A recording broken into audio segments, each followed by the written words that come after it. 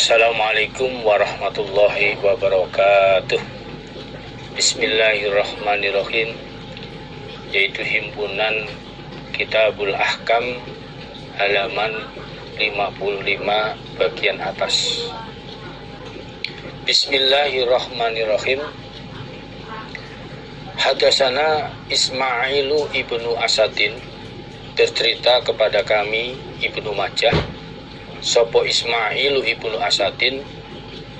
Hadatsana Zakaria ibnu Adiin amba'ana Ubaidullah ibnu Amr an Abdul Karim, dari Abdul Karim, an Atha an Jabir, anna Rasulullah sallallahu alaihi wasallam iku kola, bersabda siapa Rasul, sholatun, satu kali sholat, mengerjakan satu kali sholat, entah itu sholat wajib maupun sholat sunnah, fi masjidi, di dalam masjidku Nabi, yaitu Masjid Nabawi, iku afdhalu, lebih utama, min alfi sholatin, daripada 1000 kali sholat, fima, di dalam apa-apa, siwahu, selain Masjid Nabawi, dari beberapa masjid-masjid yang lain, illa, kecuali al-masjidil haram, Masjidil Haram, masjid yang ada di Mekah, yang ada di wilayah tanah haram Mekah, yaitu wasolatun, satu kali sholat, entah itu wajib maupun sholat sunnah, fil Masjidil Haram, di dalam Masjidil Haram, iku afdhalu, lebih utama, min mi'ati alfi sholatin, daripada 100.000 sholat, daripada 100.000 sholat, fima, di dalam apa-apa, siwahu, selain Masjidil Haram. Rasulullah sallallahu alaihi wasallam, beliau bersabda bahwasanya mengerjakan satu kali sholat, entah itu sunnah maupun wajib, di dalam Masjid Nabawi yang ada di kota Madinah, itu nilainya lebih utama daripada 1000 kali sholat di dalam masjid selain Masjid Madinah, selain masjidnya Nabi yang ada di Madinah, dari bermacam-macam masjid, dari masjid-masjid yang lain, kecuali Masjidil Haram, kecuali lebih pol lagi mengerjakan sholat di Masjidil Haram, yaitu mengerjakan satu kali sholat sunnah maupun wajib di dalam Masjidil Haram, itu lebih utama, lebih pol daripada 100.000 kali sholat di dalam masjid yang lain. Berarti menurut hadis ini, perbandingan dengan Masjid Nabawi itu adalah 100. Kalau di Masjid Nabawi yang ada di kota Madinah itu utamanya adalah 1000 kali sholat, sedangkan di Masjidil Haram 100.000 kali sholat. Ini mengalahkan pahalanya di masjid-masjid yang lain selain Masjid Nabawi dan selain Masjidil Haram. Makanya di dalam hadis Bukhari, dua masjid ini, termasuk dalam hadis yang lain Masjidil Aqsa yang ada di Palestina sana, ini masjid-masjid yang usaha kita sebagai orang iman, orang Islam untuk bisa mengunjungi, mendatanginya dan sholat di dalamnya. Dalam hadis Bukhari Kitabul Jum'ah dijelaskan, an Abu Hurairah radhiyallahu anin Nabi sallallahu alaihi wasallam, la tusaddu rihal illa ila thalathi masajid. Jadi kendaraan itu tidak disangatkan dipersiapkan untuk mendatangi suatu tempat kecuali pada 3 masjid. Karena 3 masjid ini ada kefadolannya mengalahkan masjid-masjid yang lain, yaitu Al-Masjidil Haram. Pertama, datang ke Masjidil Haram yang ada di Mekah, itu yang paling utama. Kemudian yang kedua, wa Masjidir Rasul Sallallahu Alaihi Wasallam, masjidnya utusan, masjidnya Nabi, yaitu Masjid Nabawi yang ada di kota Madinah. Dan yang ketiga, wa Masjidil Aqsa, Masjidil Aqsa yang ada di Palestina sana. Nah ini usaha terutama di Masjidil Haram, syukur-syukur bisa ke Masjid Nabawi. Kesempatan lain bisa ke Masjidil Aqsa kalau memang memungkinkan. Ini karena ada nilai pahalanya. Ada nilai pahalanya. Di dalam hadis yang lain juga yang diriwayatkan sama-sama dari hadis Ibnu Majah, itu dijelaskan An Anas bin Malikin qala Rasulullah sallallahu alaihi wasallam sholatur rajul fi baitihi bi sholatin. Jadi sholatnya seorang laki-laki di dalam rumahnya ya dapat pahalanya ya cuma 1 kali sholat. Wa sholatuhu fi masjidil qabail bi khamsi wa isrin sholatan. Sedangkan mengerjakan sholat di masjid qabail golongan di masjid qabail itu 25 kali sholat derajatnya. Ada kalau hadis yang lain menjelaskan tentang derajat pahalanya. Derajat pahalanya bi khamsi wa isrin darajah, atau hadis yang lain bisa bein wa isrina darajah dalam hadis Muslim. Mengalahkan sholat yang dalam keadaan sendiri 25 atau 27 derajat. Wa sholatu fil masjid alladhi yujamma'u fih. Adapun mengerjakan sholat di dalam masjid yang biasa digunakan untuk sholat Jumatan bi khamsi mi'ati sholatin, pahalanya 500 kali sholat. Berarti lebih besar lagi masjidnya. Ini wa sholatuhu fil masjidil aqsa bi khamsina alfi sholatin. Sedangkan mengerjakan sholat di Masjidil Aqsa menurut hadis ini itu pahalanya bi khamsina alfi sholatin, 50.000 sholat. Ini wa sholatu fi masjidi bi khamsina alfi sholatin. Sedangkan sholat di Masjidku Nabi Nabawi menurut hadis ini sama dengan pahalanya sholat di Masjidil Aqsa, yaitu 50.000 kali sholat.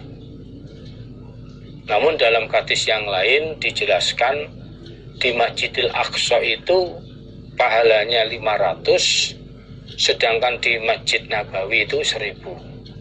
Ini 1000. Sedangkan wa sholatun fil Masjidil Haram bimi'ati alfi sholatin. Sedangkan pahala sholat di Masjidil Haram itu nilai pahalanya sama dengan 100.000 kali sholat. Dan sholat, mengerjakan sholat di Masjidil Aqsa, di Masjid Nabawi dan Masjidil Haram, hadis yang sahih adalah sholat di Masjidil Aqsa itu pahalanya 500 kali sholat, di Masjid Nabawi pahalanya 1000 kali sholat, sedangkan di Masjidil Haram 100.000 sholat. Sebagaimana dijelaskan dalam syarah hadis Sahih Bukhari, yaitu syarah Irsyadus Sari, menjelaskan as-sholatu fil Masjidil Haram bimi'ati alfi sholatin. Mengerjakan sholat di Masjidil Haram itu pahalanya 100.000 kali sholat. Wassolatu fi masjidi bi alfi sholatin. Dan sholat di Masjidku Nabi, yaitu Masjid Nabawi, pahalanya 1000 kali sholat. wa sholatu fi baitil maqdis bi khamsi mi'ati sholatin, dan pahala mengerjakan 1 kali sholat di masjid Baitul Maqdis, di Masjidil Aqsa itu pahalanya sama dengan 500 kali sholat. Adapun sebelumnya yang sudah saya terangkan, sholat di Masjid Nabawi dan sholat di Masjidil Aqsa Baitul Maqdis itu pahalanya sama, 50.000 kali sholat. Dalam hadis Ibnu Majah itu hadisnya dhaif. Jadi 50.000 kali sholat pahalanya sama di Masjid Nabawi maupun di Masjidil Aqsa Baitul Maqdis itu pahalanya sama, 50.000 kali sholat itu hadisnya dhaif. Jadi yang sahih dijelaskan dalam Syarah Bukhari Irsyadus Sari, yaitu sholat di Masjidil Aqsa itu sama dengan sekali sholat di situ sama dengan 500 kali sholat. Di Masjid Nabawi itu adalah 1000 kali sholat, dan 1 kali sholat di Masjidil Haram pahalanya 100.000 kali sholat. Maka kalau memang di Qadar kita belum bisa datang ke sana, ya di tempatnya masing-masing, di negaranya masing-masing, ya kita bisa menertibkan sholat berjamaah, menertibkan sholat berjamaah di tempatnya masing-masing. Ini karena dengan kita sholat berjamaah di masjidnya masing-masing itu seenggak-enggaknya mendapatkan pahala 25. Bahkan dalam riwayat hadis Bukhari juga dijelaskan, an Abu Hurairah anin Nabi sallallahu alaihi wasallam qala sholatul jami' tazidu ala sholati fi baitihi wa sholatuhu fi suqihi khamsa wa isrina darajah. Jadi mengerjakan sholat berjamaah di masjid itu menambah sholatnya dalam keadaan sendiri lebih pol daripada sholatnya sendiri atau sholatnya di pasar dengan 25 derajat. Fa inna ahadakum idza tawaddu'a fa ahsana wa atal masjid, karena sesungguhnya kalian ketika mewudu, memperbaiki wudunya, lalu datang ke masjid, la yuridu ila sholah, dan tujuannya datang ke masjid untuk mengerjakan sholat berjamaah, lam yahud khuttatan illa rafa'allahu biya darajatan wa hatta anhu khoti'atan hatta yadkhulal masjid. Maka langkah jalannya dia untuk menuju masjid, setiap langkah itu diangkat derajatnya dan dihapus 1 kali kesalahan. 1 kali salahnya dihapus selama dia niatnya itu untuk datang ke masjid sampai dia masuk ke masjid. Jadi setiap langkah yang dia langkahkan ke masjid itu diangkat derajatnya 1 kali derajat, dihapuslah dosanya 1 dosa sampai dia masuk masjid. Wa idza dakhala al-masjid kana fi shalah ma kana tahbisuh. Ini. Dan ketika dia sudah masuk masjid, maka di dalam masjid dia selalu mendapatkan pahala sholat selama dia di dalam masjid, tertahan di masjid untuk niat mengerjakan sholat. Bahkan wa tusalli yakni alaihil malaikah, bahkan di dalam masjid tersebut orang yang menunggu sholat, apa itu habis sholat sunnah menunggu sholat wajib, atau habis sholat wajib menunggu sholat wajib seterusnya, selama dalam masjid ini, selama ada di dalam masjid selalu mendapatkan pahala. Bahkan didoakan rahmat oleh para malaikat, madama fi majlisihi alladhi yusolli fih, selama dia di dalam masjid, tempat duduknya di dalam masjid, dalam rangka untuk menunggu sholat. Malaikat mendoakan, Allahumma ghfir lahu, Allahumma arhamhu, malam yuhaddisih. Ya Allah, ampunilah dosa-dosanya orang itu, kasih sayangilah orang itu selama dia tidak batal, selama dia tidak batal. Berarti malam yuhdisu, selama tidak batal. Jadi di dalam masjid nunggu sholat, habis sholat sunnah nunggu sholat wajib, atau habis sholat wajib menunggu sholat wajib berikutnya, selalu mendapatkan pahala sholat, bahkan selalu mendapatkan ampunan dari para malaikat. Maka mari kita usaha, kita tertibkan sholat kita berjamaah di dalam masjid. Kalau punya rezeki banyak, syukur-syukur bisa haji atau umroh, sehingga bisa mengerjakan sholat di Masjidil Haram dan juga bisa beribadah sholat di Masjid Nabawi. Hadasana Abu Bakar bin Abi Saibah, hadasana Abu Usamah an Abdul Hamid ibni Ja'far, hadasana Abul Abrad maula bani Khatamah annahu sami'a Usad ibnu Zuhair al-Ansari. Wakana, dan ada siapa Usad, iku min ashabi Nabi, termasuk sahabatnya Nabi sallallahu alaihi wasallam. Yuhadisu, bercerita siapa Usad, ani Nabi, dari Nabi sallallahu alaihi wasallam.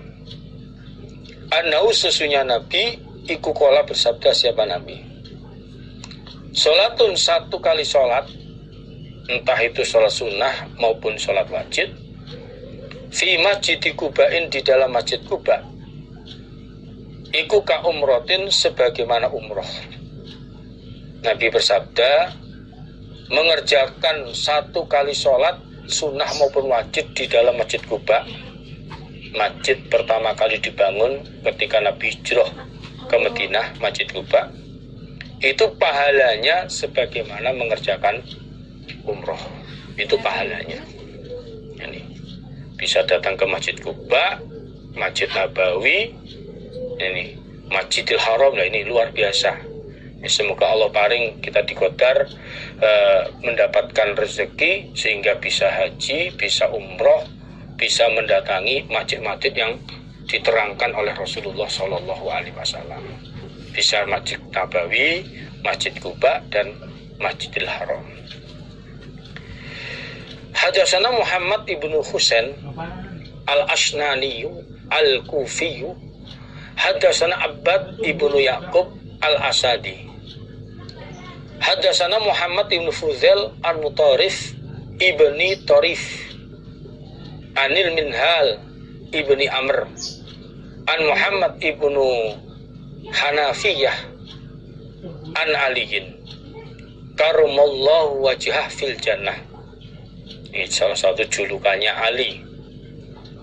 Semoga memuliakan sapa Allah wajah, pada wajahnya Ali, artinya seluruh dirinya Ali, seluruh badan, tidak hanya wajahnya saja, fil jannah, di dalam surga. Kalau berkata siapa Ali,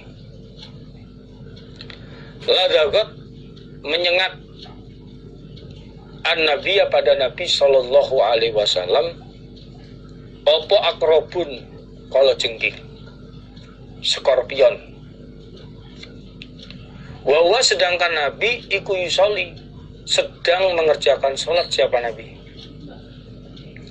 Jadi Ali bercerita ada hewan kalau jengking, skorpion, menyengat Nabi di waktu Nabi sedang mengerjakan sholat. Falama farogo, maka ketika telah selesai siapa Nabi, selesai dari mengerjakan sholatnya, kola, bersabda siapa Nabi, la'ana, semoga melaknati sapa Allah al-akroba, pada kalajengking, pada skorpion. La tada'u, tidak meninggalkan apa kalajengking, tidak meninggalkan apa kalajengking, musollian, pada orang yang sholat, atau musollian sebagai isim makan, tempat sholat, wala, dan tidak wairahu, selainnya tempat sholat atau selainnya orang yang sholat. Ketika Rasulullah Shallallahu Alaihi Wasallam Nabi sudah selesai dalam mengerjakan sholat, maka Nabi berdoa, semoga Allah melaknati hewan kalajengking itu. Semoga Allah melaknatinya kalajengking. Melaknati kalajengking. Karena kalajengking ini tidak bisa membeda-bedakan, tidak bisa meninggalkan apa itu tempat sholat atau yang lain, baik itu orang yang sholat atau orang yang lain disengat. Pokok siapapun yang ada di sebelahnya kalajengking, apa itu orang yang sedang sholat atau tidak sholat, atau itu di tempat sholat atau di tempat yang lain, pokok di dekatnya hewan tersebut disengat. Ini nggak tahu diri itu hewan kalajengking itu. Makanya di dalam hadis yang lain, kalajengking ini termasuk dikatakan hewan fasik, dikatakan khamsun fawasik, 5 hewan fasik. Karena 5 hewan ini suka banyak mengganggu makhluk yang lain, termasuk manusia pun diganggu. Ini.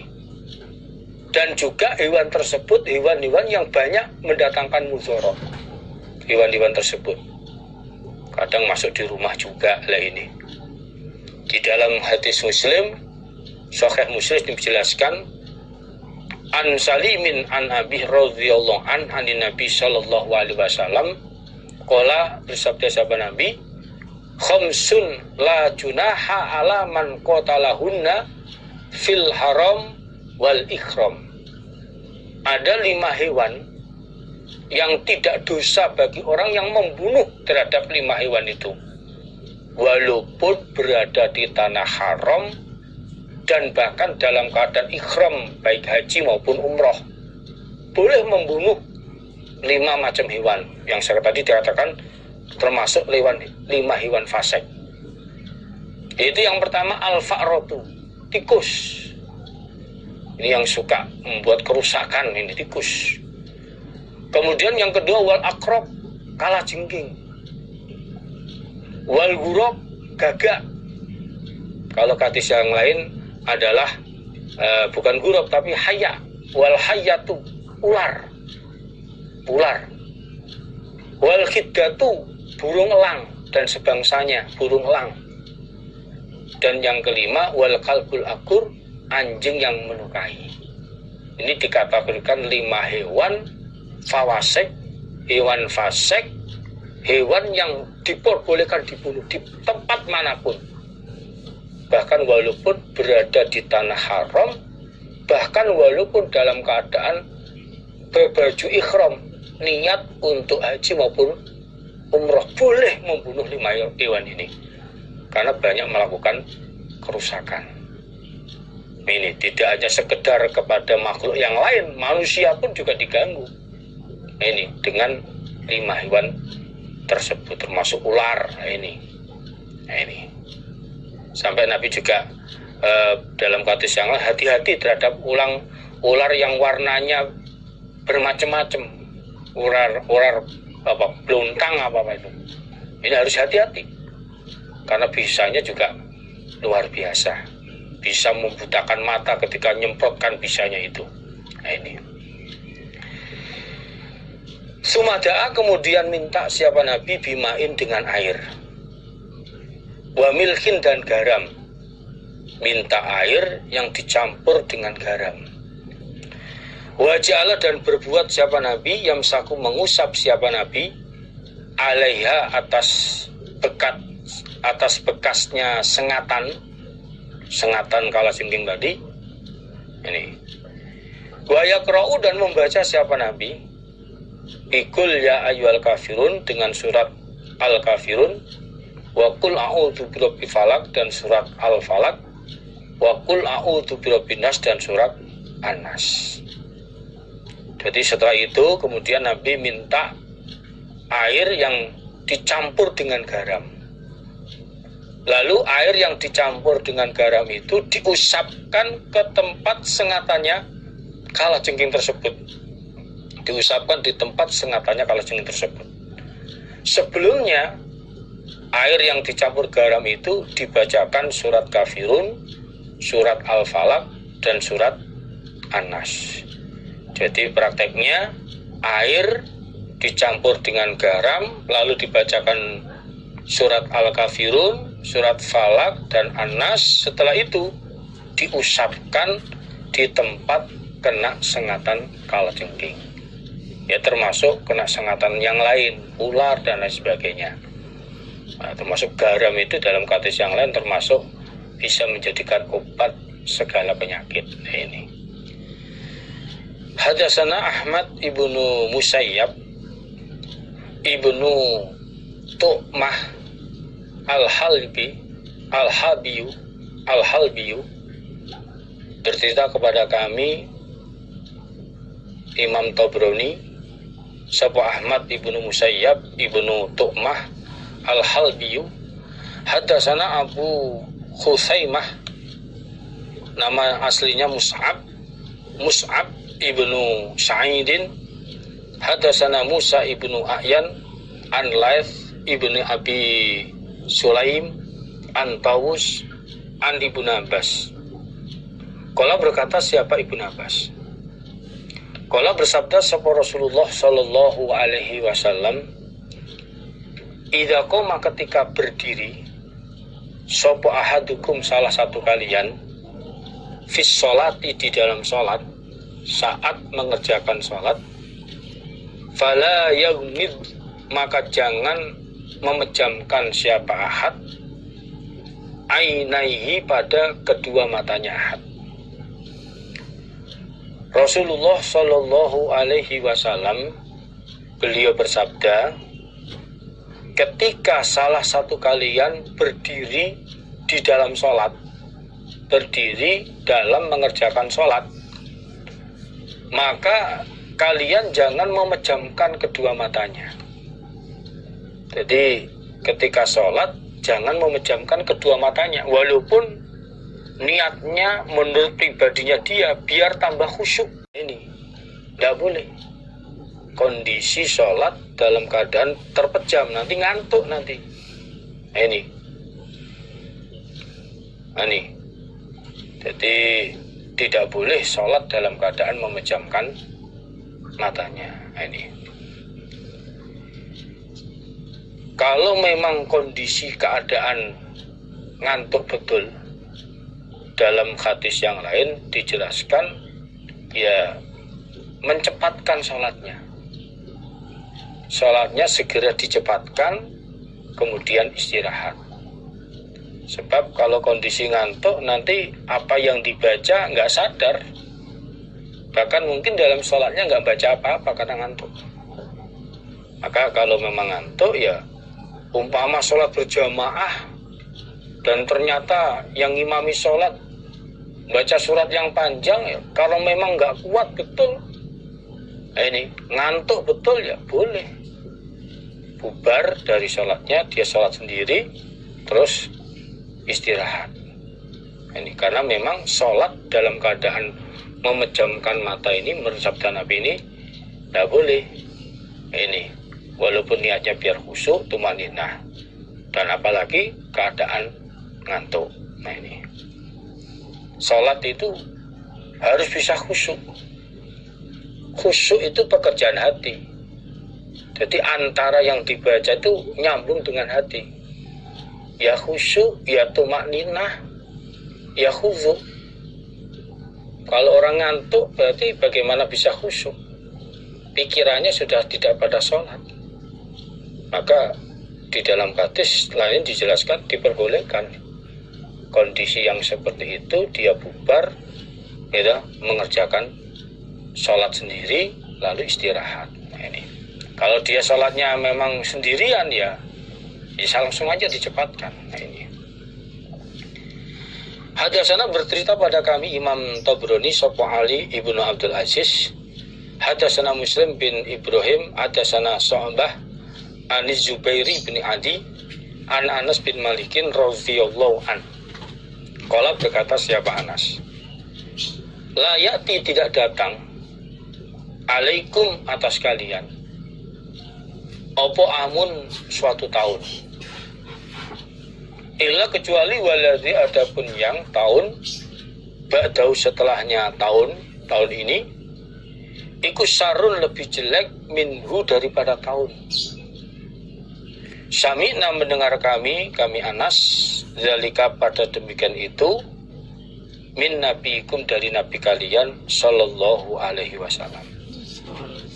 Jadi Anas bin Malik beliau berkata bahwa tidak datang suatu tahun kecuali tahun setelahnya, tahun yang akan dihadapi, tahun yang akan datang itu lebih jelek daripada tahun ini, daripada tahun sebelumnya. Hadis itu saya dengar dari Nabi kalian Sallallahu Alaihi Wasallam.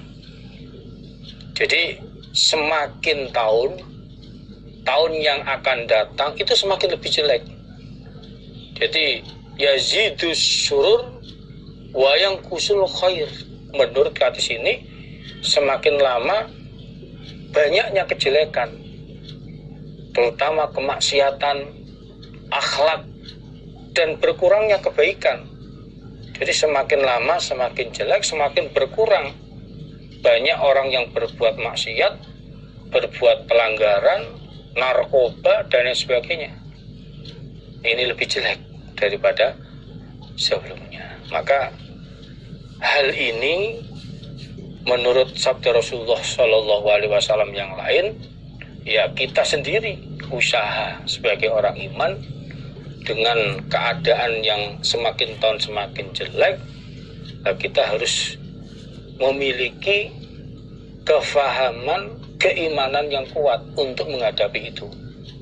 Nah ini, kalau dari Salman Al-Farisi, keadaan manusia itu akan selama baik, keadaan akan selalu terus baik kalau di situ generasi mudanya semangat untuk menimba ilmu dan generasi tuanya juga semangat memberikan ilmu pada generasi muda.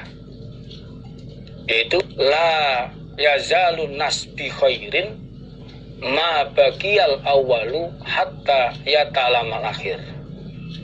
Jadi manusia akan selalu terjaga dengan baik kalau generasi muda mau belajar pada generasi tua. Ini fa idza halakal awalu qabla yatamal akhir halakan nas. Tapi manakala generasi tua meninggal dunia, generasi muda enggak belajar ilmu pada generasi tua, maka rusaklah manusia. Ini walaupun menurut dalil ini semakin tahun semakin jelek, maka kita usaha sebagai orang iman, walaupun dalilnya seperti itu, usaha bagaimana caranya tetap kondisi selalu kondusif, selalu baik, yaitu dengan generasi muda kita kasih ilmunya, kita kasih semangat, ya, sehingga menjadi generasi-generasi yang unggul, yang baik. Nah, ini. Hadatsana Umar ibnu Abdullah ibnu Hasan al-Asbihani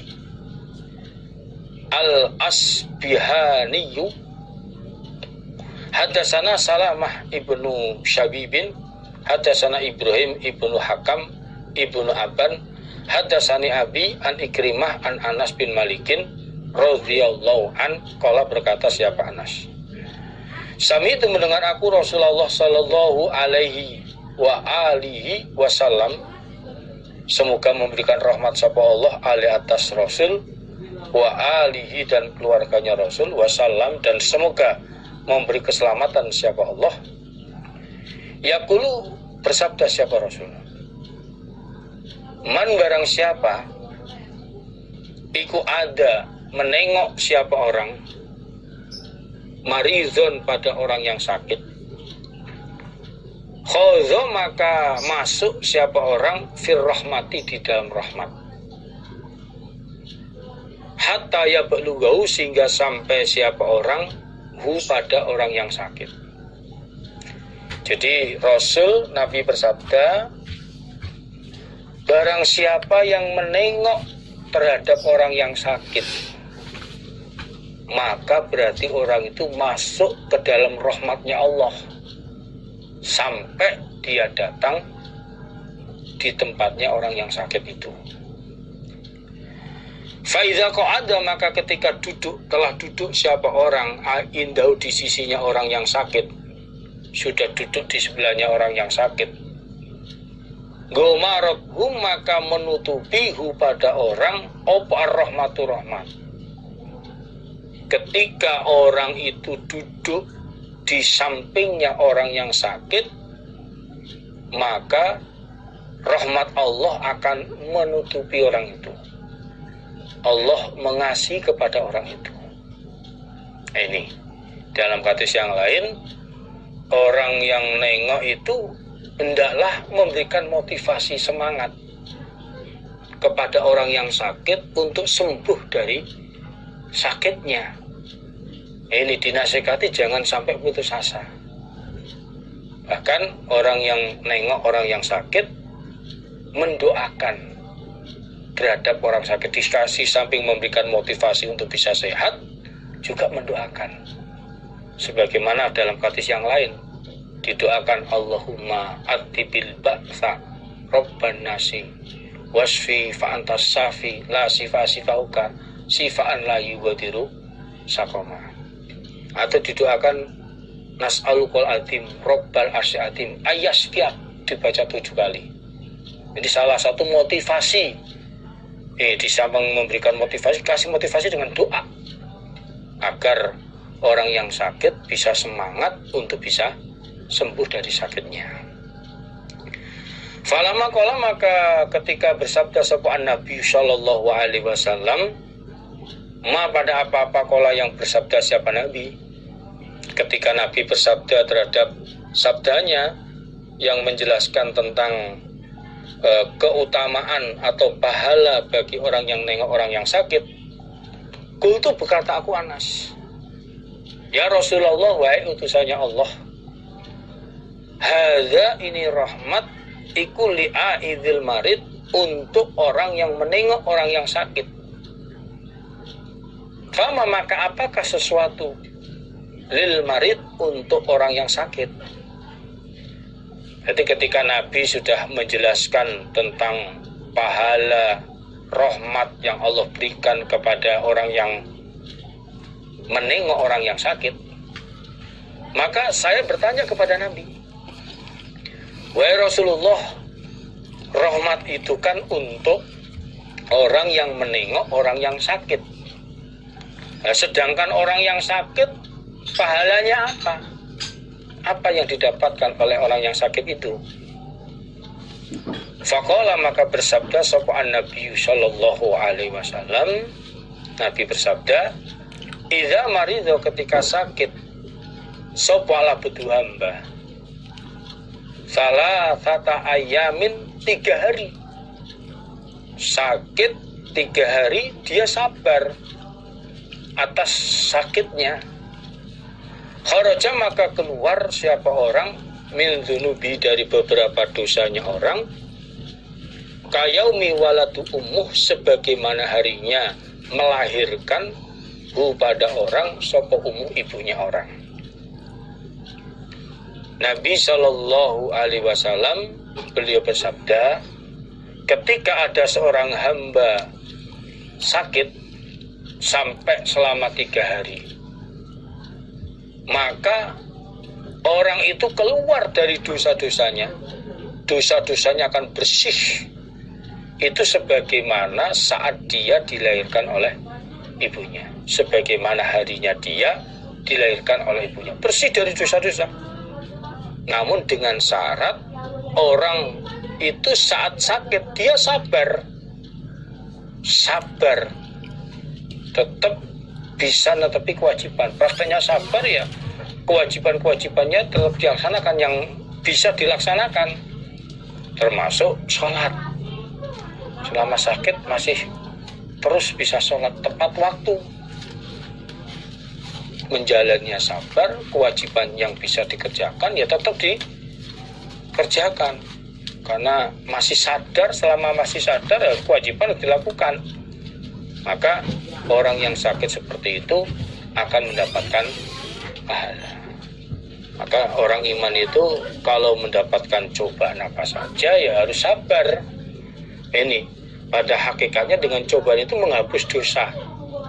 Di dalam hadis riwayat Tirmidzi, riwayat dari Abu Hurairah, an Abu Hurairah, qala Rasulullah sallallahu alaihi wasallam, la yazul bala bil mu'minin wal mu'minah fi nafsihi wa waladihi wa malihi hatta yalqallahu wa ma'alaihi khoti'ah. Jadi cobaan itu akan selalu menimpa orang iman, baik laki-laki maupun perempuan, di dalam jasadnya, sakit-sakitan anaknya, hartanya. Dia bisa sabar sampai pada akhirnya ketemu kepada Allah dalam keadaan tidak ada kesalahan.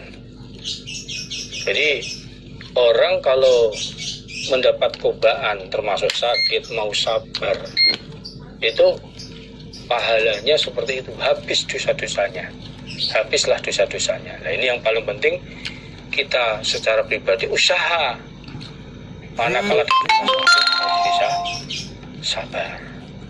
Sampai dalam hadis Nabi mengatakan orang itu kalau umpama dicoba sakit yang begitu lama, tahunan, nah ini dia nggak kuat menjalani penderitaan sakitnya dia. Nabi melarang tidak boleh bunuh diri. Tidak boleh bunuh diri, karena orang bunuh diri itu justru malah mengekalkan penderitaannya.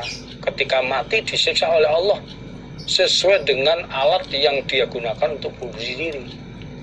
Tapi tuntunan Nabi, orang yang sakit kalau memang lama tahunan nggak kuat terhadap sakitnya itu, maka dia supaya berdoa, Allahumma ahyini ma kanatil ahya khairun minni. Ya Allah, berikanlah saya hidup kalau memang hidup saya ini lebih baik bagi saya.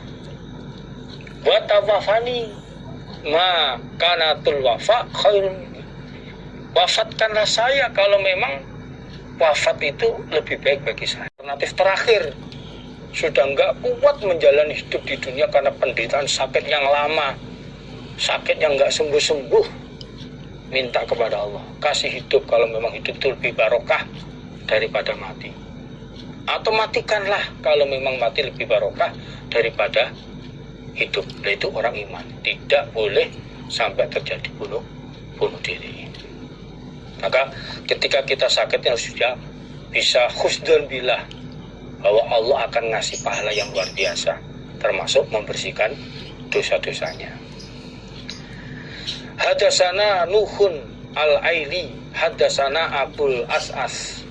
Nama aslinya Ahmad ibnu Miqdam al-Ijli.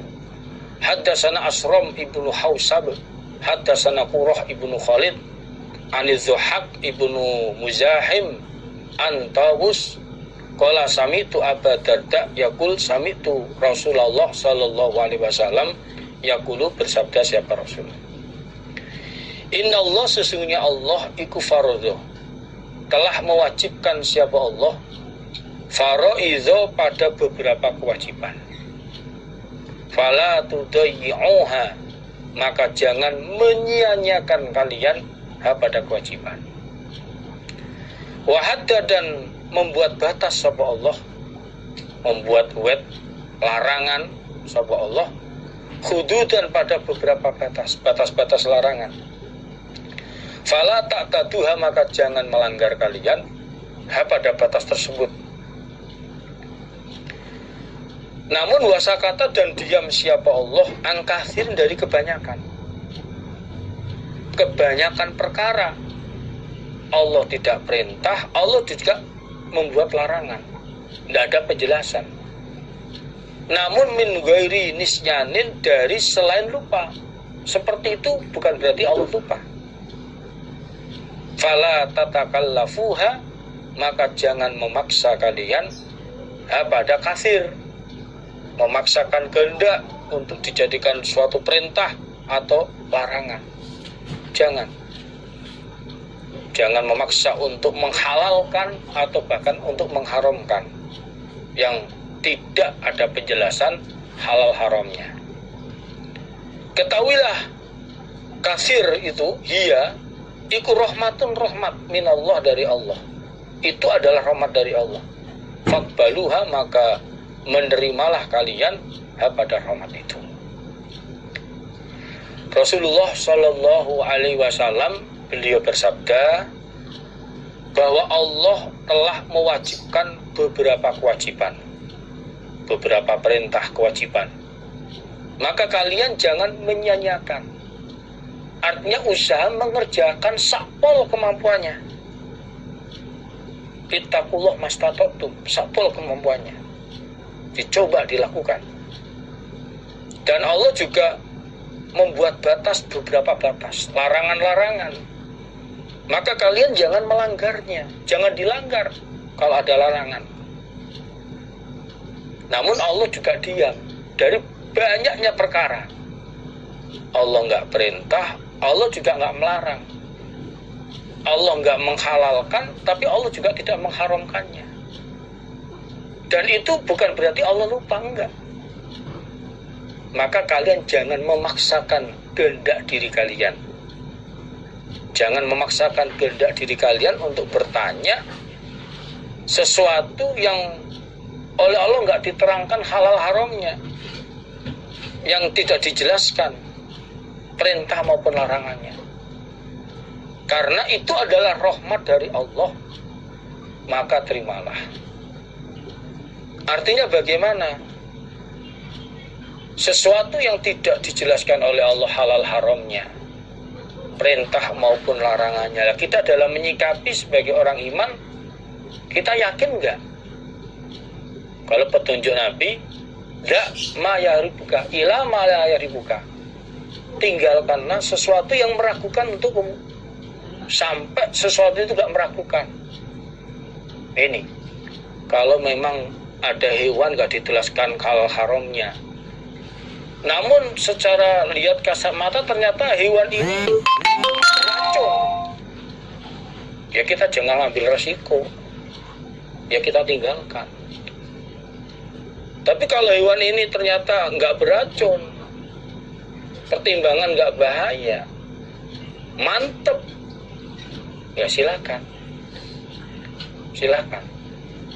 Ini, maka hal-hal apa saja ya kita terima, itu rahmat dari Allah. Jangan dipaksakan itu hewannya halal, dan jangan dipaksakan itu haram. Itu rahmat dari Allah, silakan diterima. Maka orang iman tadi petunjuknya, kalau ragu-ragu ya ditinggalkan. Kalau nggak ragu-ragu silakan dilanjutkan. Nah, ini itu rahmat dari Allah. Hadatsana Azhar, bercerita pada kami Imam Tabrani, sopo Azhar ibnu Zufar al-Misriyu. Hadatsana Abu Aslam, nama julukannya, nama aslinya adalah Muhammad ibnu Makhlad ar-Ru'aini. Hadatsana Sulaiman bin Abi Karimah an Makhul an Khuza'ata ibni Yahya an Habib ibnu Maslamah al-Fihri an Habib ibnu Maslamah al-Fihri. Qala berkata, siapa Habib? Qala bersabda sapa Rasulullah sallallahu alaihi wasallam, zur, datanglah engkau, giban, jarang-jarang, tasdad, maka akan bertambah engkau hubban, cintanya. Nabi bersabda, datanglah dengan jarang-jarang, tidak sering, jarang-jarang, tidak sering, maka itu akan menambah rasa cinta. Termasuk dalam silaturahim. Silaturahim itu kalau nggak sering itu akan menambah cinta, tapi kalau sering-sering ya biasa. Bahkan mungkin keluarganya merasa berat kok sering sekali ke sini, nanti menghabiskan makan ini. Tapi kalau jarang-jarang, mungkin pas hari raya bisanya setahun sekali, ini tidak sering, itu akan menambah rasa kangen, menambah rasa cinta. Ini Tetap dalam silaturahim harus disambung, tapi tidak sering-sering, itu akan menambah rasa cintanya. Hadatsana bercerita pada kami Abu Dawud sapa Ahmad ibnu Saleh hadatsana ibnu Wahab akhbarani Muawiyah an Abdurrahman bin Jubair an Abi an Auf ibnu Malik qala berkata siapa Auf, kuna ada kami iku narki menjampi kami, nyuwuk kami fil jahiliyah di dalam waktu jahiliyah. Jadi kami di waktu masih jahiliyah, pekerjaan kami ini menjampi, nyuwuk di dalam mengobati orang yang sakit. Kami jampi, kami suwuk. Fakulna maka berkata kami, ya Rasulullah, wahai utusan Allah, kaifataro, bagaimana berpendapat engkau Nabi? Bagaimana berpendapat engkau fidzalika di dalam demikian itu suwuk? Menurut Nabi, bagaimana itu masalah suwuk itu? Ini boleh apa tidak itu Nabi? Bab masalah suwuk itu. Jadi kami di waktu jahiliyah pekerjaannya menjampi orang yang sakit, menyembuhkan orang yang sakit dengan jampi-jampi. Lalu kami bertanya kepada Nabi, bagaimana pendapat Nabi tentang pekerjaan kami yang dahulu seperti itu, suka menjampi orang yang sakit, itu bagaimana Nabi? Faqala maka bersabda siapa Nabi, i'ridhu, ini lafadznya fatkah diganti kasrah, i'ridhu, mendatangkanlah kalian alaiya atasku ruqakum pada beberapa jampi kalian. Nabi bertanya kepada mereka, sekarang tolong tunjukkan praktek kalian dalam menjampi. Datangkanlah kepada saya praktek dalam kalian menjampi orang yang sakit. Bagaimana? Yang jelas la ba'sa, tidak bahaya opo birruko suwuk jampi malam takun, selama tidak ada apa jambi isi doanya atau praktek yang dilaksanakannya syirkan syirik. Nabi menjelaskan bahwa menyembuhkan orang yang sakit dengan jambi-jambi itu tidak apa-apa, tidak bahaya, selama isi doa jambi itu atau praktek dalam menjampi itu tidak syirik. Jadi selama tidak syirik dalam isi doanya maupun praktek dalam berbuat menjampi itu tidak syirik, itu tidak apa-apa. Berarti ruqyah atau nyuwuk itu tidak apa-apa selama isi doanya nggak syirik dan juga kelakuannya juga tidak syirik. Di dalam beberapa hadis juga ada suwuk yang diperbolehkan oleh Nabi, dan Nabi juga pernah melakukannya pada saat kedua cucunya Nabi kena penyakit ain, sawan, oleh Nabi disuwuk.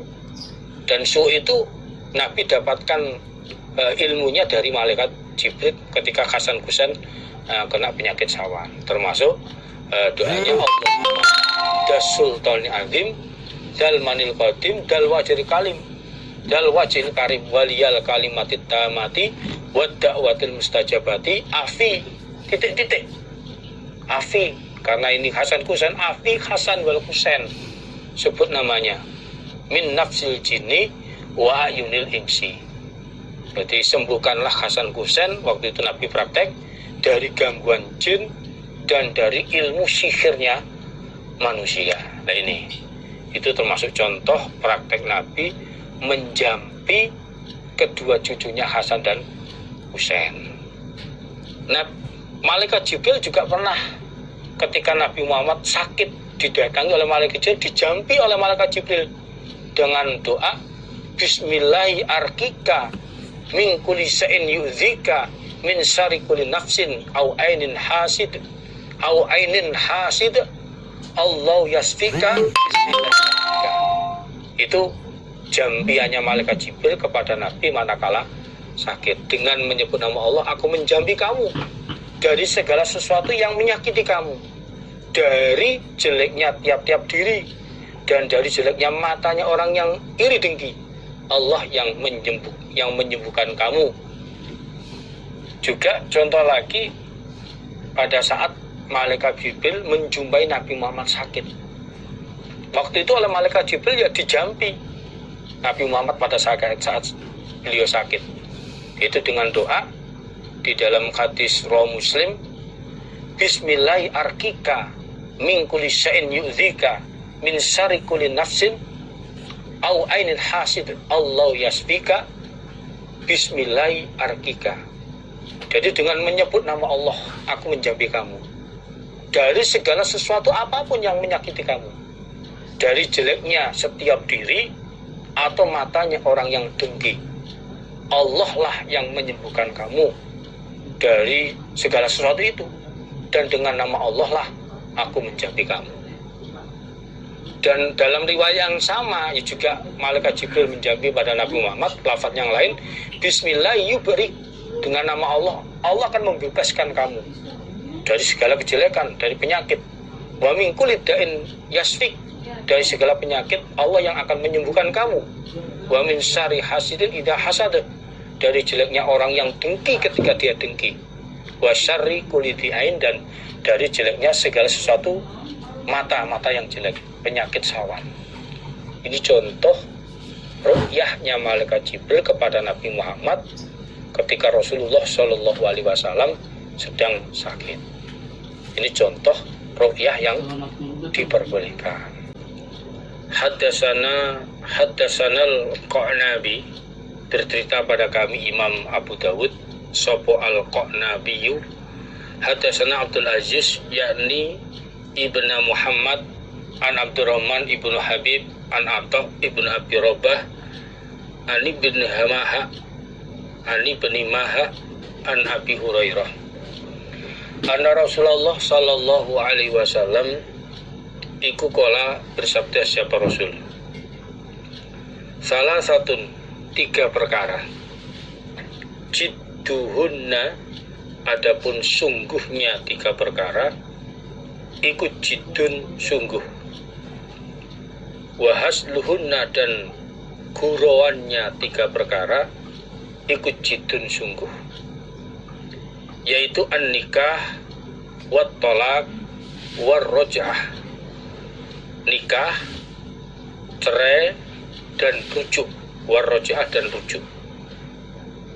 Jadi Nabi Rasulullah Shallallahu Alaihi Wasallam beliau bersabda, ada 3 perkara sungguhannya sungguh dan guruannya juga sungguh. 3 perkara ini diucapkan dengan sungguhan ya jadi sah, dengan guruan juga jadi sah, yaitu menikah, cerai, dan rujuk. Jadi ketika menikah, waktu ijab kabul, 5 syarat pernikahan sudah ada, dalam mengucapkannya walaupun dengan guruan, ketika menjawab ijab kabul tu nikah bil mahril mazkur, dengan guruan ya jadi. Ini cerai juga sama, rujuk juga sama. Namun walaupun menurut sabda Nabi ini semuanya jadi, dalam Al-Quran juga diterangkan dalam urusan hal ini jangan dibuat guruan, karena guruannya itu jadi sah, sungguh. Maka terhadap hal yang sangat penting dalam hidup kita berumah tangga ini, jangan buat mainan. Dalam Al-Quran surat Al-Baqarah ayat 231 Allah berfirman, wala tattakhidhu ayatillah huzwa, kalian jangan mengambil ayat-ayat Allah sebagai guruan. Karena dalam ayat sebelumnya Allah berfirman, wa idza talaqtumun nisa fabalagna ajalahunna faamsikuhunna bima'ruf aw sarrihuhunna bima'ruf. Ketika kalian menceraikan istri, lalu istri menjalankan iddah, mau habis iddahnya, masa iddahnya, maka tahanlah istri kalian yang kalian cari itu dengan cara yang baik. Artinya kalau dirujuk, dirujuk dengan cara baik. Au syarrihuhunna bima'ruf, atau dilepaskan, dicerai ya dengan cara yang baik. Wala tumsikuhunna dzirara litahtadu, dan kalian jangan menahan istri itu untuk menderitakan, memelaratkan kepada istri dengan bertujuan kalian mau melakukan suatu pelanggaran. Maka dalam ayat selanjutnya wa may yaf'al dzalika faqad dzalama nafsah. Barang siapa yang berbuat pada perbuatan itu, maka dia telah sungguh menganiaya kepada dirinya. Dalam ayat selanjutnya terus dilanjutkan wala tattakhidzu ayatillah huzwa. Jadi dalam hal tiga ini, walaupun Nabi menyatakan itu umpama guruan jadi sungguhnya juga sungguh, tapi hal prinsip dalam kita hidup berumah tangga yang di situ ada nikah, ada talak dan rujuk, ini jangan dibuat permainan. Umpama terjadi bermain-main, maka tetap hukumnya sah jadi. Menceraikan istri main-main dengan lewat WA, yang kamu tak ceraikan, kamu bukan istri saya lagi, dengan guruan lewat WA. Istri baca WA itu, ya sudah jadi cerai betul, walaupun lewat guruan. Maka ini jangan dibuat permainan ini. Dan di dalam merujuk, menceraikan, termasuk pernikahan, itu juga harus ada saksi. Sunahnya untuk rujuk, untuk cerai, walaupun tanpa saksi hukumnya sah, tapi sunahnya dipersaksikan. Sebagaimana diterangkan dalam hadis Ibnu Majah Kitabut Thalaq. Anna Imran ibn al-Husain su'ila an rajulin yutalliqu imra'atahu summa yaqa'u biha walam yushhid ala talaqiha wala ala raj'atiha. Jadi Imran bin Husain ditanya tentang seorang laki-laki yang menceraikan istrinya. Setelah itu dijima istrinya, dia tidak mempersaksikan atas cerainya istri dan juga pada saat merujuknya istri. Akhirnya faqala Imran ditanya, beliau menjawab, tolak tabi ghairi sunnah wa roja tabi ghairi sunnah. Kamu menceraikan itu dengan selain sunnah, tidak menetepi sunnah, dan pada saat merujuk kamu juga tidak menetepi sunnah. Ini rujuknya apalagi langsung menjima istri. Jadi rujuk bilhal, rujuk dengan perbuatan menjima istri. Ini tanpa dipersaksikan, sah-sah saja, tapi itu tidak sesuai dengan sunnah. Ashid ala tolakiha wa ala roj'atiha. Persaksikanlah saat kamu menceraikan istri dan juga pada saat merujuk istri. Secara hukum, guruan, sungguhan dalam menikah, cerai maupun rujuk, secara hukum sah-sah saja. Tapi dalam hal ini ya jangan dibuat permainan. Usahakan kita sebagai orang iman, orang Islam, dalam semua aturan itu bisa menetepi sunnah Rasulullah Shallallahu Alaihi Wasallam. Babuman babnya orang tolako yang menceraikan siapa orang, menceraikan kepada istrinya salasan 3 kali fi majlisin wahidin, di dalam satu tempat duduk.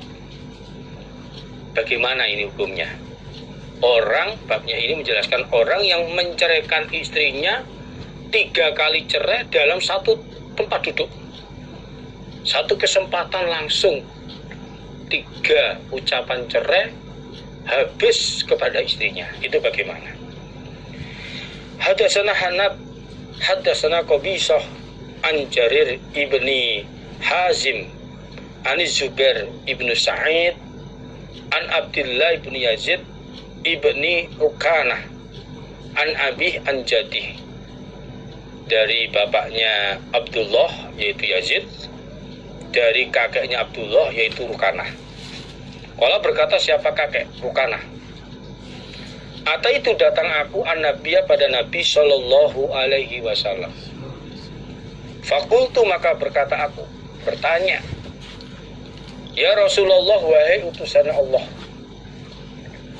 ini sesungguhnya aku ikut tolak tu telah menceraikan aku imro'ati pada istriku, al-battah pada cerai yang habis. Artinya cerai sampai diucapkan 3 kali, sampai 3 cerainya habis.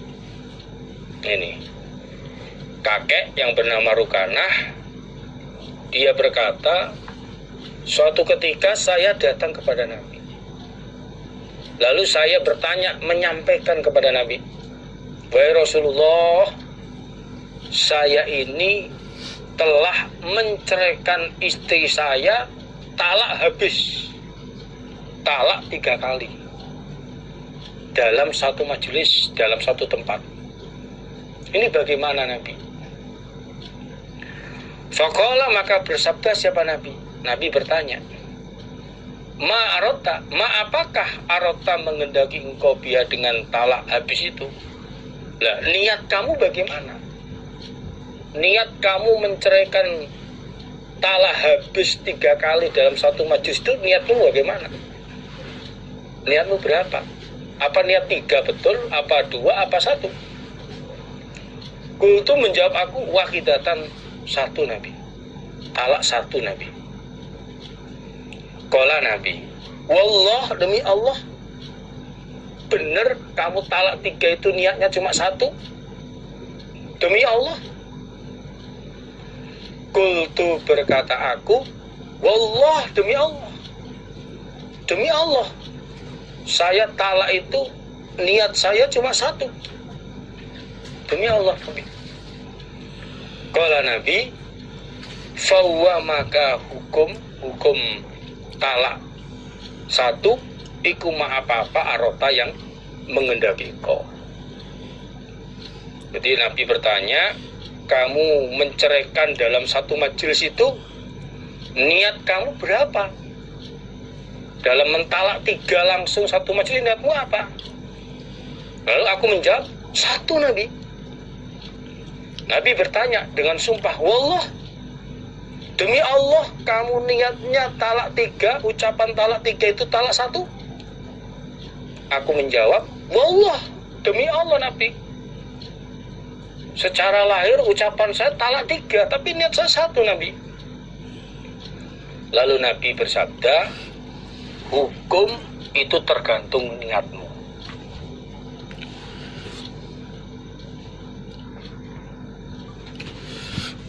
Wah, demi Allah Nabi, secara lahir ucapan saya talak 3, tapi niat saya 1 Nabi. Lalu Nabi bersabda, hukum itu tergantung niatmu. Hukum talak jadi 1 atau 2 atau 3 itu tergantung niat kamu. Nah, ini dari hadis ini, kalau memang talak 3 itu niatnya talak 1, ya jadi talak 1 bukan 3. Nah, ini. Maka dari itu yang paling penting kejujuran hatinya bagaimana. Nah, ini. Kalau pada zaman Umar bin Khattab, dalam riwayat hadis yang lain, Umar bin Khattab ini karena yang berkembang banyak orang meremehkan bab talak, dikit-dikit talak kepada istrinya, maka saat zaman Umar ketika talak 3 satu majelis dalam satu tempat oleh Umar, ya dihukumi ya 3 betul talak 3 dihukumi oleh Umar talak 3 itu pada zaman Umar. Sedangkan zaman Nabi sampai zaman Abu Bakar ya tergantung niatnya. Talak 3 dihukumi talak 1. Nah, dalam dua hukum ini dalam dihukumi hukum ini 3 atau talak 1 ya petunjuknya itu dilihat dulu. Dilihat kejadiannya bagaimana. Disaksikan oleh sekitarnya bagaimana. Istilahnya kepengurusan di sekitarnya bagaimana. Kalau talak 1 majelis 3 kali, ternyata begitu di cross check dengan kepengurusan orang-orang yang tetangga ada di sekitarnya ini mempersaksikan memang suaminya orang yang jelek. Ditanya tetangganya memang suka mempermainkan wanita. Istrinya ditanya ternyata sudah nggak betah, nggak tahan dengan suaminya yang selalu berbuat jelek. Maka disitulah karena memang sebelumnya kesaksian di sekitarnya seperti itu, maka dihukumilah talak 3 sebagaimana yang berlaku pada zaman Umar bin Khattab. Akan tetapi kalau talak 3 ini ternyata begitu ditanyakan kepada pengurus atau orang yang ada di sekitarnya, ternyata sebenarnya saat keadaan kalut orangnya baik, orang di sekitar menyaksikan orang itu laki-laki yang baik, bertanggung jawab. Keluarga istri ditanya juga begitu. Istrinya ditanya juga sama, baik suaminya. Cuma pada saat itu mungkin bekerja, capek, kondisi kalut pikirannya. Kemudian istri ternyata waktu itu juga ikut marah-marah, andai kata pada saat itu. Yang akhirnya tidak tersadarkan seorang suami mengucapkan talak cerai 3 kali sekaligus pada waktu itu. Nah, karena dilihat ternyata sang suami juga nggak sadar atas ucapan talak yang telah diucapkan 3 kali karena emosi. Karena emosi sesaat pada waktu itu. Dan memang kenyataan suaminya juga suami yang baik sebenarnya. Istrinya juga menyatakan suaminya baik karena emosi. Orang di sekitarnya menyaksikan juga baik. Niatnya nggak mau sampai talak seperti itu, talak 3. Maka sebagaimana hadis yang ini, hadis dalam Tirmidzi ini, berarti talak 3 yang diucapkan dalam satu majelis itu jadinya talak 1. Hukum talaknya tetap sah, tapi dihukumi 1.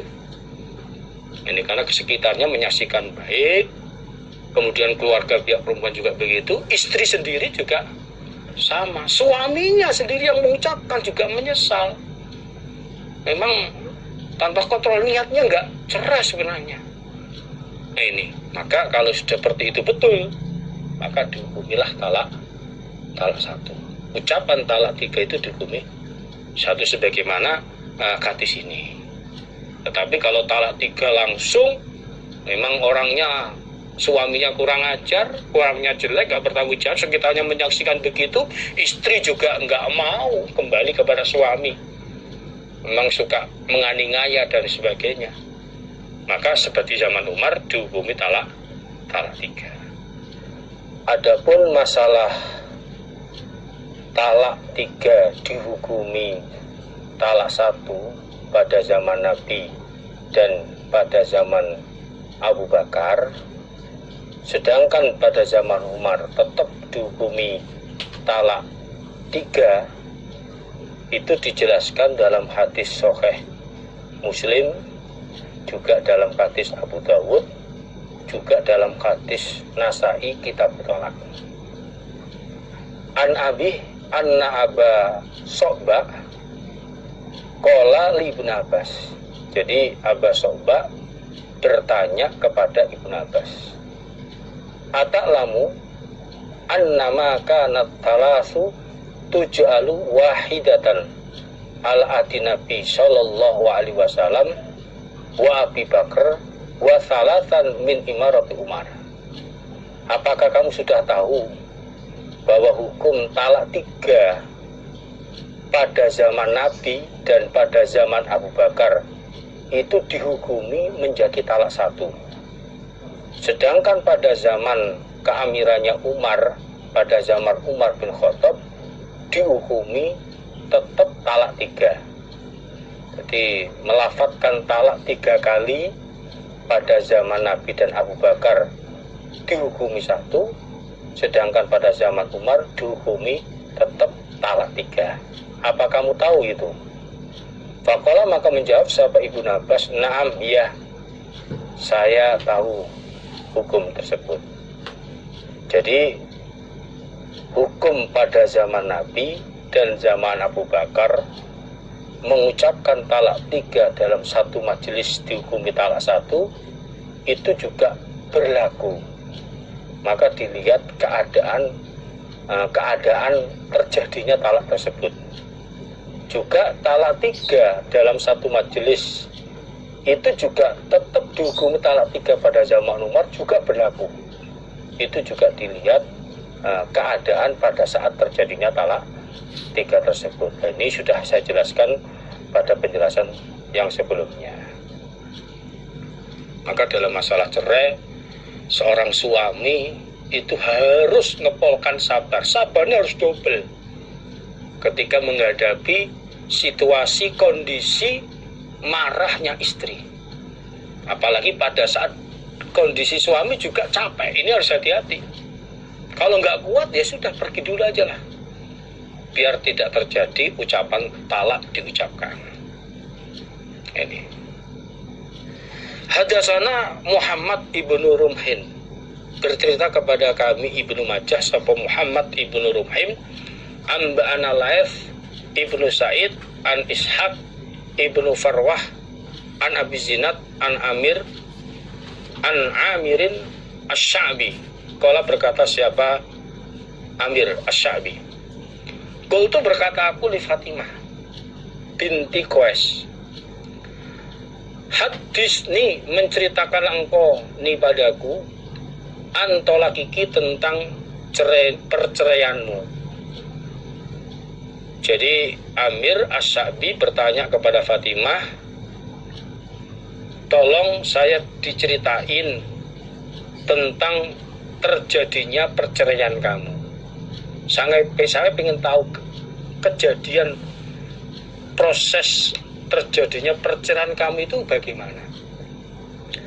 Qalat, menjawab siapa Fatimah, talaqani, telah menceraikan padaku sapa zauji, suamiku, salasan 3 kali, menceraikan 3 kali. Wawa, dia suami, iku kharijun, orang yang keluar, ilal Yaman, menuju negara Yaman. Lalu Fatimah menceritakan bahwa suami saya itu menceraikan saya dengan talak 3 kali. Waktu itu suami saya orang yang keluar ke negara Yaman. Jadi talak 3 lewat surat atau lewat orang lain, lewat utusan orang lain untuk menyampaikan kepada saya. Waktu itu suami saya menuju Yaman. Ini, kalau sekarang ya talak lewat WA kepada istri, dan sampai itu juga dan dibaca oleh istri. Fa'ajaza, maka memperbolehkan, mengesahkan, zalika, pada demikian cerai, sapa Rasulullah sallallahu alaihi wasallam. Lalu oleh Nabi cerai 3 kali itu disahkan. Jadi talak lewat surat atau lewat orang lain, utusan orang lain menyampaikan kepada istrinya, itu disahkan oleh Nabi. Nah ini, tanpa surat itu Itu tanpa ada saksi, andai kata nggak ada saksi betul, ketika istri yang membacanya umpama WA, ya jadi ini. Apalagi tadi disampaikan lewat utusan kepada Fatimah oleh Nabi disahkan. Jadi talak 3 kali sah dalam satu kesempatan, itu juga sah, disahkan oleh Nabi. Ya, tadi sudah saya jelaskan kalau talak proses satu tempat 3 kali, nanti tergantung lihat keadaannya, ditanya niatnya juga bagaimana. Ini kalau memang niatnya nggak sampai talak 3 sebagaimana hadis sebelumnya tadi, maka Nabi mengumumi talaknya talak 1. Ini. Dan juga ketika seorang suami mau mentalak istri 3 kali atau talak yang ketiga, ini harus hati-hati. Ini minta pertimbangan, minta nasihat. Ini orang yang seorang qadhi yang ada di situ, ini minta nasihat ini pada qadhi, sehingga dalam kita memutuskan itu nggak main-main. Sehingga nanti kalau minta keputusan kepada qadhi, kita mendapatkan siraman nasihat, pertimbangan-pertimbangan. Apa? Kenapa kok mau menceraikan istri talak 3? Soalnya talak 3 ini nggak main-main, nggak bisa dirujuk lagi. Penyesalan itu pasti di belakang. Maka sebelum mengucapkan talak 3, apalagi sekaligus langsung 3, ini minta pertimbangan dulu sama qadhi, sama juru hukum, sehingga bisa dapat nasihat-nasihat, siraman-siraman, pertimbangan-pertimbangan sebelum memutuskan talak 3. Karena ketika orang sudah terlanjur talak 3, menyesal di belakang, iblis, setan, laknat jahanam akan menggoda menyatukan suami istri yang sudah talak 3 itu. Padahal itu sangat-sangat berbahaya.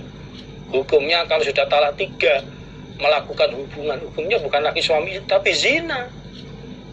Maka ini dia harus hati-hati, jangan buat permainan. Maka sebelum mengucapkan talak 3 yang ketiga atau apalagi sekaligus 3, mintalah pertimbangan dulu kepada juru hukum. Hadatsana Muhammad ibnu Sobah amba'ana Sufyan ibnu Uyainah ani ibnu Ajlan anil A'rad an Abu Hurairah.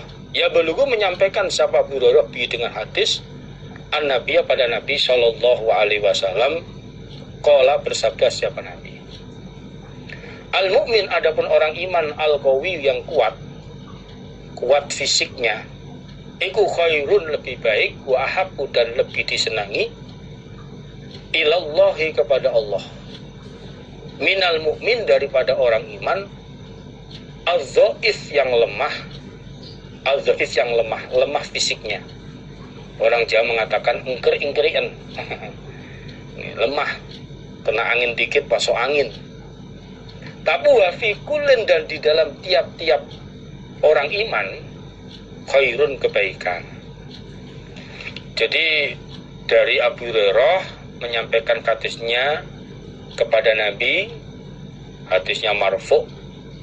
Nabi bersabda bahwa orang iman yang kuat fisiknya, mentalnya, itu lebih baik dan lebih dicintai oleh Allah daripada orang iman yang lemah fisiknya. Namun namanya orang iman, semuanya baik orang iman, tapi lebih baik dan dicintai Allah yang fisiknya kuat. Ikhlis, senanglah engkau, alama, atas apa-apa, yang fa'ub, yang bermanfaat apa maka pada engkau, wala ta'jiz, dan jangan lemah engkau,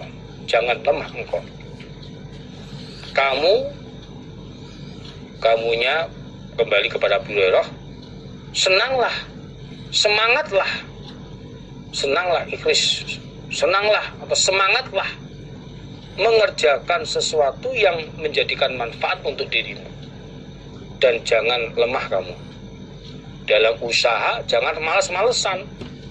Kalau itu bermanfaat, mencari rezeki, nafkah, atau berbuat sesuatu kebaikan yang bermanfaat, semangat. Jangan lemah, jangan putus asa.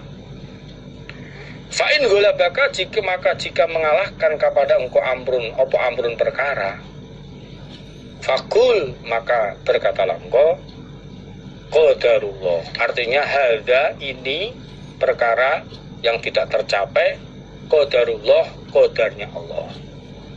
Wa dan apa-apa yang mengendaki sapa Allah, fa'ala, maka mengerjakan siapa Allah.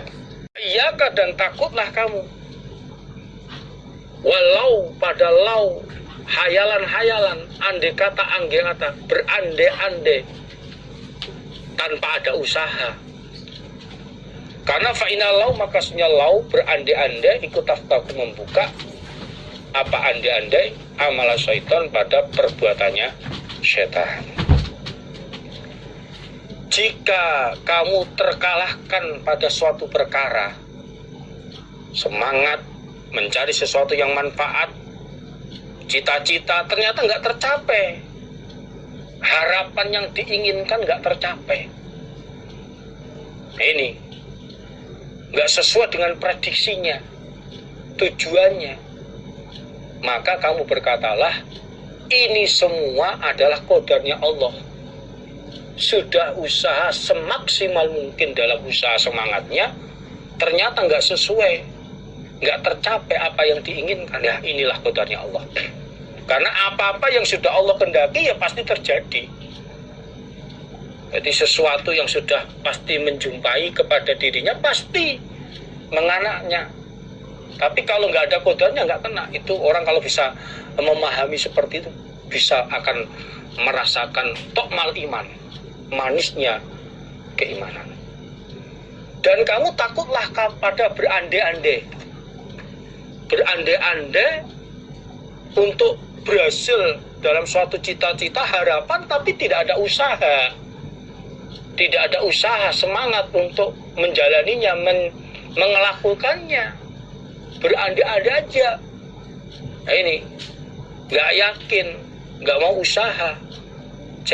Kamu jangan melakukan begitu, karena berandai-andai itu akan membuka amalan setan. Ini akan nantinya kalau berandai-andai nggak terjadi betul, nggak tercapai, kecewa, nggak terwujud kehendak yang dikehendaki, kecewa. Ini sehingga nggak percaya dengan qadar. Maka jangan seperti itu. Hadatsana Muhammad ibnu Tarif, hadatsana Abu Muawiyah anil A'mas, an Abi Sufyan an Jabir qala sami'tu Rasulullah sallallahu alaihi wasallam yaqulu, bersabda siapa Nabi, la yamutanna, jangan mati sungguh, sapa ahadun, seseorang, minkum, dari kalian semua, ila, kecuali wa dia ahad, iku yuhsinu, memperbaiki siapa ahad, adzonna, pada persangkaan, bila, dengan Allah. Rasulullah Shallallahu Alaihi Wasallam, beliau bersabda, salah satu dari kalian semua jangan sampai mati sungguh kecuali dia selalu husnudzon billah. Ini. Jadi karena orang husnudzon billah itu, Allah akan selalu memberikan pertolongan. Ini. Jadi maka jangan sampai seseorang itu selalu suudzon. Ini dalam melakukan usaha apa saja, ya supaya husnudzon billah. Salah satu 9 mustajabnya suatu doa.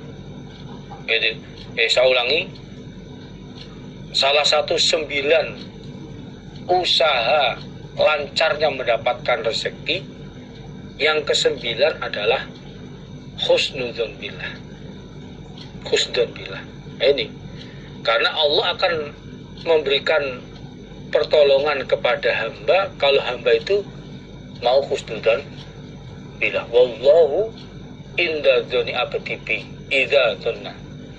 Jadi Allah akan selalu menyertai memberikan pertolongan kepada hambanya yang selalu berpersangkaan baik husnul billah kepada Allah. Nah, ini resep untuk lancar mendapatkan rezeki yang ke-9 yaitu husnul billah. Mulai pertama memperbanyak membaca istighfar, kemudian memperbanyak infak sedekah, senang menghormat tamu, jujur, amanah, hobi atau ahli sering bangun di waktu malam untuk sholat dan berdoa. Ini beberapa hal untuk lancarnya mendapatkan rezeki. Maka pesan Nabi, salah satu dari kalian jangan sampai mati kecuali dia dalam keadaan husnudzon billah. Ini hadasani berceritani padaku Muslim sapa Yunus ibnu Abdul A'la akhbarona ibnu Wahab qala berkata ibnu Wahab wa akhbaroni sapa Amr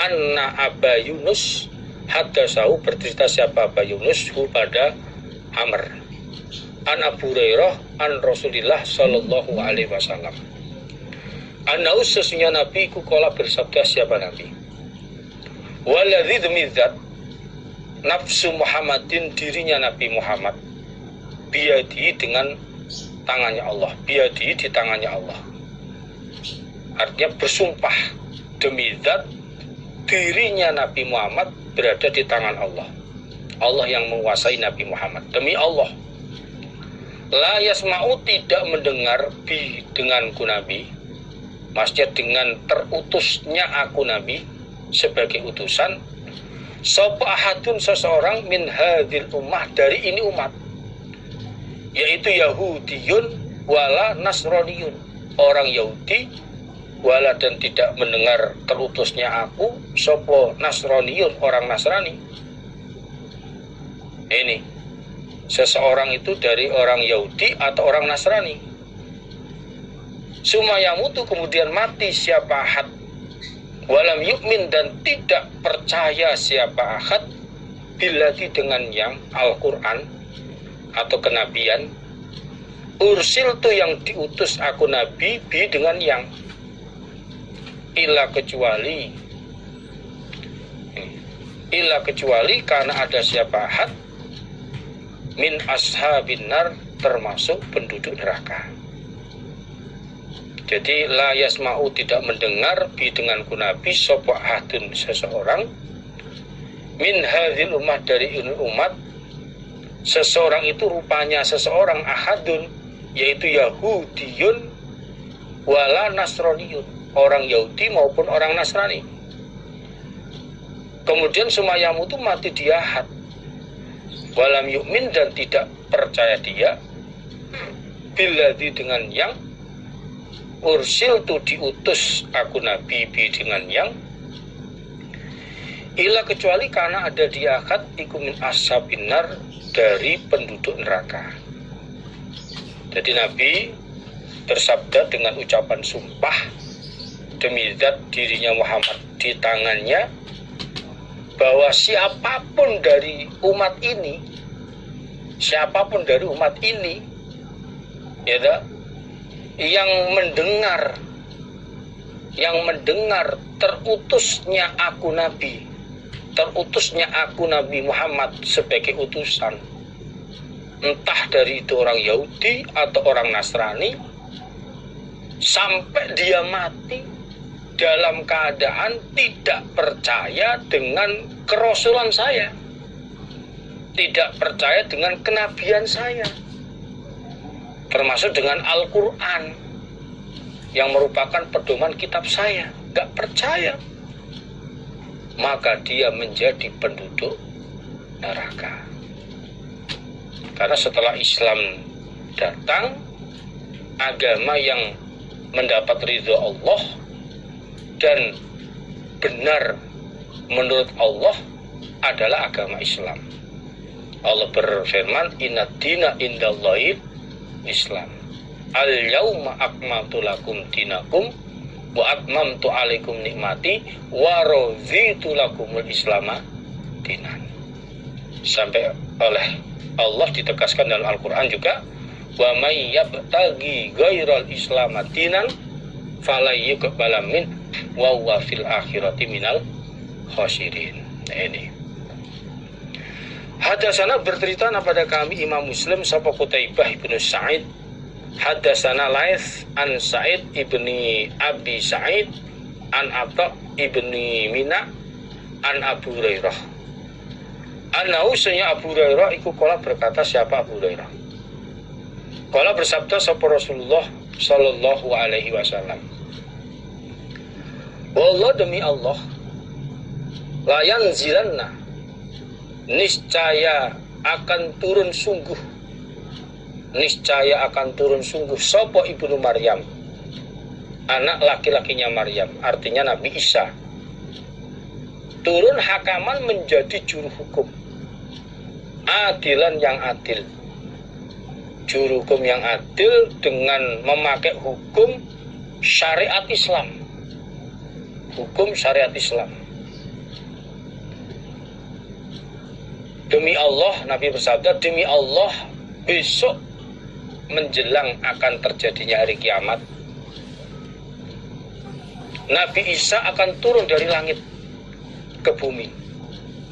Beliau menjadi juru hukum yang adil, juru hukum yang adil, menegakkan hukum yang adil dengan hukum syariat-syariat dari agama Islam. Fala yaksironna, maka niscaya akan memecah sungguh siapa Nabi Isa as-saliba pada salib, artinya patung yang disalib akan dihancurkan oleh Nabi Isa. Wala yaqtulanna, dan niscaya akan membunuh sungguh siapa Nabi Isa al-khinzir pada babi, celeng.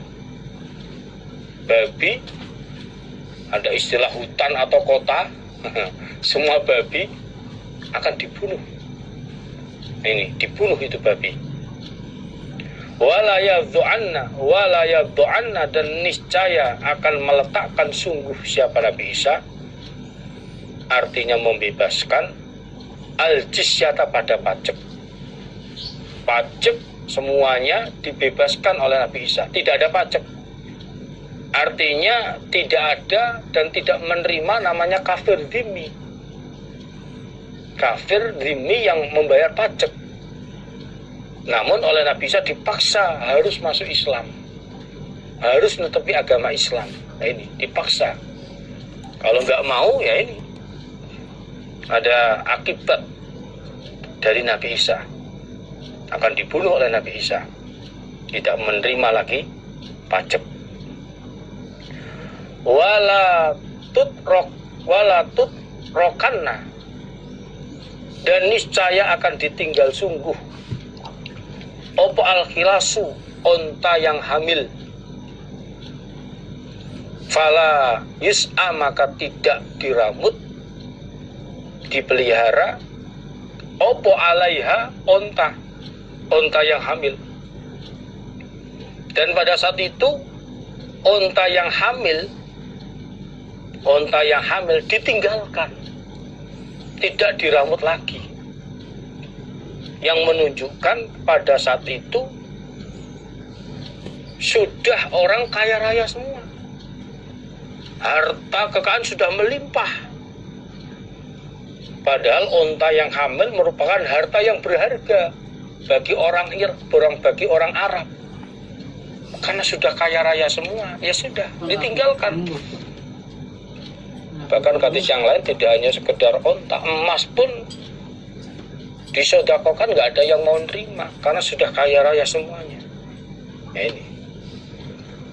Wala tadhabanna, dan niscaya akan hilang sungguh opo asyahna'u, dendam, wat tabaghudzu, dan marah-marah, wat tahasudu, dan saling dengki. Ini, dan pada saat itu dendam, marah-marah, saling iri dengki satu dengan yang lain itu hilang. Karena yang mau diiri apa? Yang mau didengkini apa? Semua kaya raya kok. Ini. Mau marah bagaimana? Dendam apa? Semua sudah kaya raya. Bahkan para penjahat, para pembunuh itu menyesal. Gara-gara harta ini saya membunuh. Gara-gara harta ini saya mencuri. Karena semua sudah jadi kaya raya. Ini. Wala yata'uwanna, bahkan dan niscaya akan memanggil sungguh. Niscaya memanggil sungguh siapa Nabi Isa? Kembali dhamirnya kepada Nabi Isa. Ilal mal, pada harta, untuk dikasih harta. Fala yakbaluhu, maka tidak ada yang menerima hu pada harta sapa ahadun, seseorang.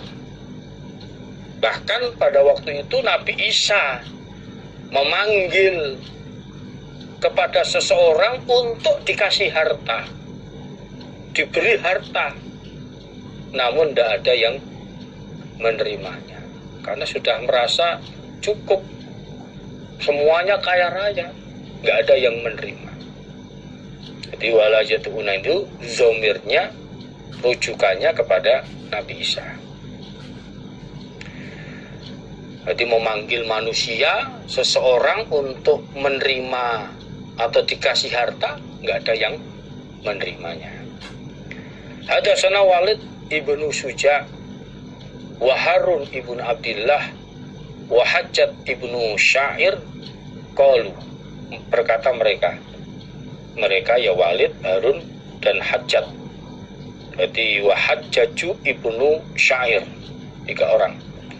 Hadatsana sapa Hajjaj wa wa ibnu Muhammad an ibnu Juraid qala akhbarani Abu Zubair annahu sami'a Jabir bin Abdillah yaqulu, berkata siapa Jabir, sami itu mendengar aku an-nabiy pada Nabi sallallahu alaihi wasallam yaqulu, bersabda siapa Nabi, la tazalu, tidak henti-henti sapa ta'ifatun, segolongan, min umati, dari umatku Nabi, segolongan dari umatku Nabi, iku yuqatiluna, sama berperang mereka, alal haq, membela atas kebenaran, zahirin, dengan orang-orang yang menang, orang-orang yang menang, ila yaumil qiyamah, sampai hari kiamat.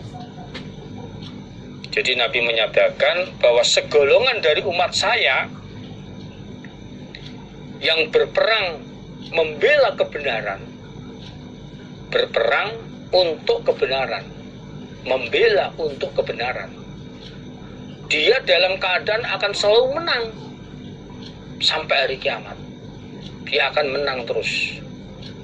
Ini karena menegakkan kemurnian, hatinya tidak salah niat, ya Allah kasih pertolongan.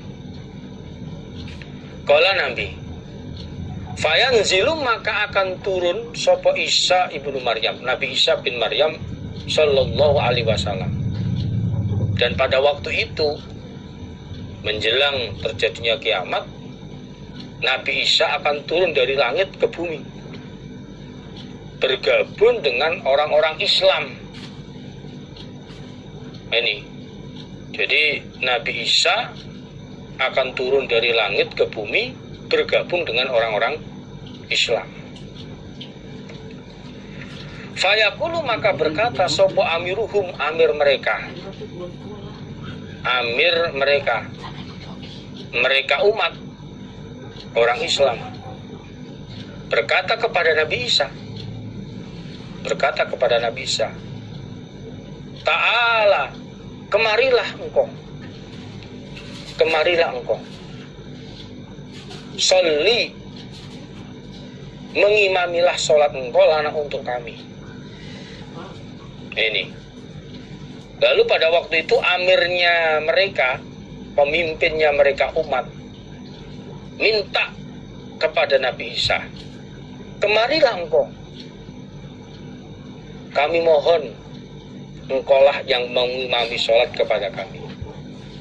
Kami mohon imamilah sholat kami. Amirnya, pemimpin umat orang-orang Islam, memohon kepada Nabi Isa untuk mengimami sholat. Ternyata fayaqulu, maka berkata siapa Nabi Isa? Lah tidak. Artinya saya nggak mau mengimami sholat. Inna ba'dakum, sesungguhnya sebagian kalian, ala ba'din, atas sebagian, iku umaro, ada beberapa amir, ada beberapa pemimpin. Cukup dia yang imami.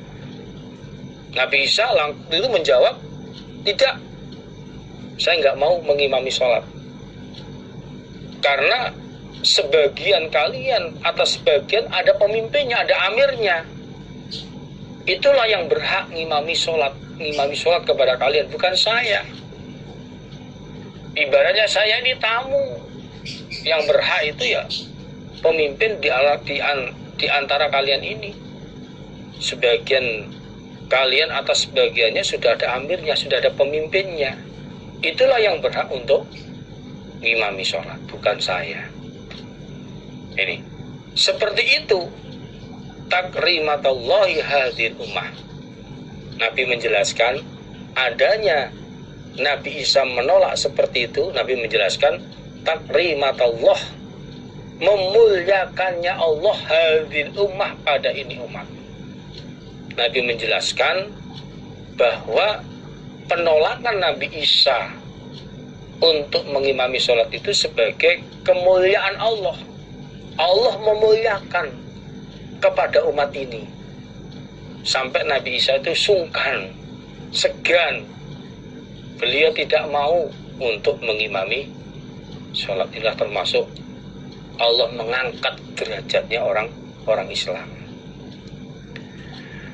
Akhbarna Hakam bin Musa, mengabari pada kami dari Misabah Hakam bin Musa, hadasana Walid bin Muslim, Anil Auza'i, an Yahya bin Katsir, an Abdillah bin Abi Qatadah, an Abi, qala berkata siapa Abi? Qala bersabda sapa Rasulullah sallallahu alaihi wasallam, aswa'un nas, lebih jelek-jeleknya manusia, lebih jelek-jeleknya manusia, apanya? Sarikotan, mencurinya, yaitu alladzi orang, iku alladzi orang, yasriku, mencuri siapa orang, sholat tahu pada sholatnya orang. Rasulullah Shallallahu Alaihi Wasallam bersabda, manusia yang jelek mencurinya itu adalah orang yang mencuri sholatnya. Paling jeleknya manusia ini mencuri sholatnya. Kalau bertanya mereka, ya Rasulullah, wahai utusan Allah, wa kaifa, dan bagaimana yasriku, mencuri siapa orang sholat tahu pada sholatnya orang? Bagaimana orang kok mencuri terhadap sholatnya? Kok bisa? Yang dicuri apanya? Kala bersabda siapa Nabi, mencuri sholat itu la yutimu, tidak menyempurnakan siapa orang, ruku'aha, pada rukuknya sholat, wala, dan tidak sujudaha, pada sujudnya sholat. Yang dikatakan mencuri sholatnya adalah orang dalam mengerjakan sholat tidak sempurna rukuknya dan sujudnya. Jadi rukuknya, saat rukuk belum tumakninah, sudah bangun dari rukuk. Atau pada saat sujud, sujudnya belum tenang tumakninah, sudah bangun dari sujudnya, sholatnya cepat. Nah, ini yang dikatakan mencuri sholatnya. Bahkan dalam hadis, orang yang seperti ini dikatakan sholatnya nggak sah, nggak ada gunanya. Sholat cepet-cepetan, nggak khusyuk, nggak tumakninah, malah sholatnya nggak diterima. Maka dari itu kita dalam sholat, ini utamanya sholat, as-sholatu imaduddin, sholat tiangnya agama. Maka dalam sholat jangan main-main, bisa menjaga khusyuk, khudu, tumakninahnya sholat, sehingga sholat kita betul-betul diterima oleh Allah. Dengan kita memperbaiki sholat, dengan sholat dengan baik, ini salah satu untuk memperbaiki seluruh amal ibadah yang kita kerjakan. Insya Allah demikianlah yang bisa sampaikan pengajian pada hari ini. Apabila ada tutur kata, kesalahan, kami mohon maaf yang sebesar-besarnya. Dan semua amal soleh, perhatian, kesabarannya dalam mengikuti pengajian disyukuri. Alhamdulillah, jazakumullahu khairan. Akhirul kalam, assalamualaikum warahmatullahi wabarakatuh.